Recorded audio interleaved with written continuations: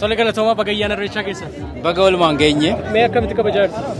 Ayyaanni irreechaa bara kanaa ayyaana addaati. Biyyi keenya bara 2017 waan adda addaa baratti galmeessanidha. Egaa ka eebba Renaissance damii dabalatee pirojektoota gurguddaa fi waan gurguddaan baratti hojjetamedha. Baritti aanus immoo karoora guddaa karoora bal'aan baritti qabamedha. Kanaaf irreechi baranaa uummata keenya fi biyyaaf irree akka ta'u, milkaa'ina akka ta'u, tokkummaa akka fidu, nageenya akka fidu, badhaadhina akka fidu haala addaatiin kan kabajaa jirru jechuudha. Mee irreechi tokkummaa hawaasaa uumuu keessatti gahee guddaa qaba jedhanii kan dubbatan hayyoonni akkamitti ilaaltu isin tokkummaa hawaasaa uumuu keessatti?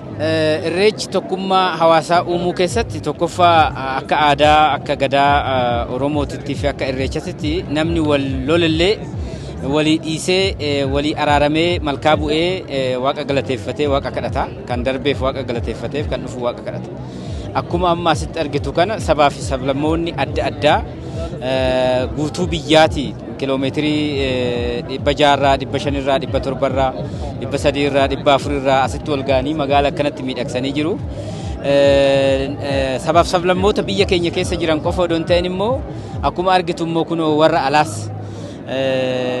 alaa illee namoonni alaa faaya Oromoo aadaa Oromoo akkaataa kanaan uffatanii miidhaganii ayyaana irreechaan wajjiniin kabajaa jiru. Biyya keenya qofa odoo hin ta'in addunyaa fi kontinentii keenya Afrikaallee addunyaan walitti hidhuu keessatti irreechi gahee guddaa akka qabu, humna guddaa akka ta'e, irree guddaa akka ta'e reelii waggaa waggaadhaan agarsiisaa jira jechuudha. Galatooma ulfaadha. Jiraadha.